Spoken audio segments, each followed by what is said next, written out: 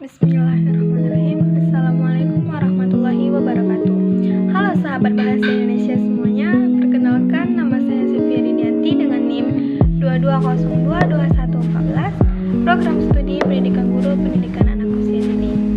Pada kesempatan ini saya akan menjelaskan materi yang berjudul Pola Pengembangan Paragraf sebagai pemenuhan tugas untuk nilai ujian tengah semester pada mata kuliah Bahasa Indonesia dengan dosen pengampu yaitu Ibu Dr. Andes Siti Aini Mulyusti, SPD M.Hum. Sekian, selamat menyaksikan. Baik, pengembangan paragraf. Pengembangan paragraf sendiri adalah pengembangan paragraf yang terdiri atas pengembangan dari kalimat-kalimat penjelas yang akan membuat paragraf menjadi utuh dan padu. Untuk menyelaraskan kalimat-kalimat dalam paragraf ialah cara yang dapat ditempuh dengan kata-kata transisi yang berupa konjungsi dan ungkapan penghubung antar kalimat, mengulang kata-kata kunci menggunakan kata ganti, dan daya guna kaitan isi. Semua dapat disajikan dengan baik jika penulis menguasai teknik-teknik pengembangan paragraf. Pengembangan paragraf adalah sebuah paragraf harus ada kalimat topik yang menjadi fondasi untuk dikembangkan menjadi paragraf yang baik. Paragraf yang telah dibuka harus dikembangkan sehingga menjadi paragraf yang baik. Apabila paragraf tidak dikembangkan, maka kalimat pertama yang telah dibuat itu tidak ada artinya. Dalam pengembangan paragraf diperlukan penguasaan teknik-teknik tertentu, yang mana teknik-teknik tersebut diantaranya dapat berupa kronologis, ruang, dan logis. Hal tersebut sesuai dengan pendapat Ghani tahun 1999, halaman 130. Materi yang pertama yaitu pola pengembangan kronologis. Pola pengembangan kronologis yaitu pola yang dikembangkan dengan memperlihatkan urutan waktu, lokasi, dan peristiwa. Urutan-urutan tersebut disusun sedemikian rupa sehingga kaitannya tampak dengan jelas pengembangan kronologisnya. Pengembangan kronologis sering menggunakan kata-kata bantu. Kata-kata bantu tersebut dapat berupa bermula-mula, kemudian, sesudah itu, selanjutnya, dan lalu. Menurut Ghani tahun 1999, halaman 31. Pengembangan paragraf secara kronologi umumnya dipakai dalam paragraf kisahan atau naratif dengan menggunakan pengembangan setiap bagian dalam proses menurut Suladi tahun 2015. Pengembangan dilakukan dengan memberikan suatu peristiwa, membuat dan melakukan sesuatu secara berurutan, selangkah demi selangkah menurut urutan waktu pada pengembangan paragraf. Urutan kronologis menekankan urutan cerita klimaks di akhir, yang mana perincian tulisan diatur semakin ke bawah semakin memberikan kesan penting, yaitu mulai kurang penting menarik sampai ke bagian-bagian yang paling menarik pada akhir tulisan. Menurut Suladi tahun 2015. Apakah pola pengembangan selanjutnya? Pola pengembangan yang kedua yaitu pola pengembangan ruang.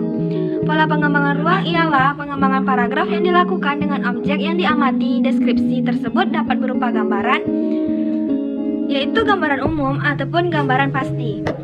Gambaran pasti atau gambaran umum pada pengembangan ruang dapat dibuat secara bersamaan, yaitu pada satu paragraf. Pada pola pengembangan paragraf ini biasanya dibuat dengan variasi agar paragraf tersebut dapat ditampilkan dengan lebih menarik, sehingga dengan mudah untuk dipahami oleh para pembaca. Serta pola pengembangan ini biasanya digunakan untuk mendeskripsikan sesuatu yang diamati, baik benda, lokasi, dan peristiwa. Menurut Ghani tahun 1999, halaman 32. Yang ketiga yaitu pola pengembangan logis. Pola pengembangan logis adalah pola pengembangan paragraf yang berdasarkan pemikiran kelogisan. Paragraf ini meliputi materi dan cara penyampaian. Dari sisi-sisi materi apa saja yang ingin disampaikan haruslah dapat dicerna dan dipahami serta diterima oleh akal sehat. Dan dari sisi penyampaian, gagasan yang ingin disampaikan haruslah disusun sesuai berurutan pola pengembangan logis dengan memperhatikan 12 hal. Apa saja 12 hal tersebut? 12 hal tersebut yaitu yang pertama, memberikan contoh, penampilan fakta, mengemukakan alasan, serta bercerita, menggunakan pengalaman, klasifikasi, memperluas definisi, sebab akibat, membandingkan klimaks dan anti klimaks, analogi, klasifikasi, dan yang terakhir adalah umum ke khusus maupun sebaliknya. Menurut Ghani tahun 1999 halaman 4. Selanjutnya adalah pola pengembangan perbandingan. Pola pengembangan perbandingan adalah salah satu cara yang dapat digunakan oleh pengarang untuk menunjukkan baik kesamaan maupun perbedaan antara dua objek, orang, ataupun gagasan yang bertolak belakang dari segi-segi tertentu. Dengan membandingkan kedua paragraf, diharapkan agar para pembaca lebih mudah dalam memahami apa yang disampaikan oleh penulis. Pengembangan paragraf yang dikembangkan ditandai dengan adanya kata-kata seperti serupa dengan, seperti halnya, demikian juga, sama dengan, sejalan dengan, dan sementara itu. Pengembangan paragraf menunjukkan kontrasnya dengan ditandai adanya kata-kata akan tetapi, berbeda dengan, bertentangan dengan, lain halnya, dan bertolak belakang. Menurut Suladi 2015. Selanjutnya adalah pola pengembangan perbandingan. Pola pengembangan perbandingan adalah salah satu cara yang dapat digunakan oleh pengarang untuk menunjukkan baik kesamaan maupun perbedaan antara dua objek, orang, ataupun gagasan yang bertolak belakang dari segi-segi tertentu. Dengan membandingkan kedua paragraf, diharapkan agar para pembaca lebih mudah dalam memahami apa yang disampaikan oleh penulis. Pengembangan paragraf yang dikembangkan ditandai dengan adanya kata-kata seperti serupa dengan, seperti halnya, demikian juga, sama dengan, sejalan dengan, dan sementara itu.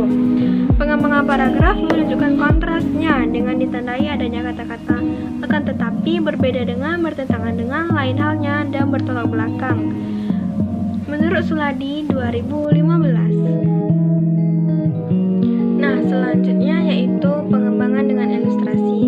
Pengembangan dengan ilustrasi digunakan dalam paragraf, paparan, atau ekspositoris yang digunakan untuk menyajikan suatu gambaran baik umum maupun khusus tentang prinsip atau konsep yang dianggap belum dipahami oleh pembaca.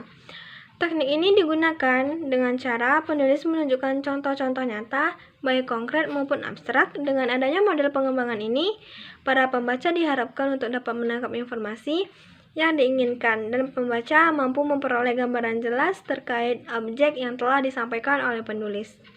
Pola pengembangan selanjutnya yaitu pola pengembangan teknik klasifikasi.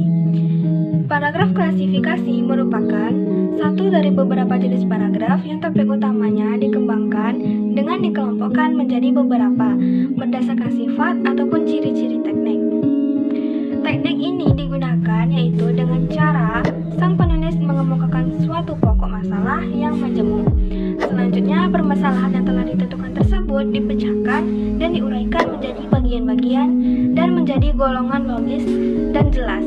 Tanda dari paragraf ini menggunakan pengembangan, yaitu dengan menggunakan kata-kata yang berupa diantaranya digolongkan, dibagi, dibedakan, dikelompokkan, diklasifikasikan, dan lainnya.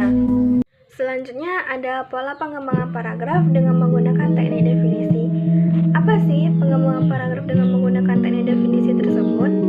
Pengembangan paragraf dengan menggunakan teknik definisi yaitu digunakan apabila penulis ingin menjelaskan suatu istilah yang mengandung konsep atau tujuan agar pembaca memperoleh pengertian yang jelas dan paham akan suatu hal secara umum. Definisi adalah eksposisi terhadap kata-kata karena definisi merupakan penjelas terhadap arti-arti yang digunakan untuk menjelaskan komunikasi. Terkadang penulis juga menjelaskan dengan uraian yang cukup panjang dalam beberapa bentuk kalimat maupun dalam beberapa paragraf. Selanjutnya yaitu pengembangan paragraf teknik analogi.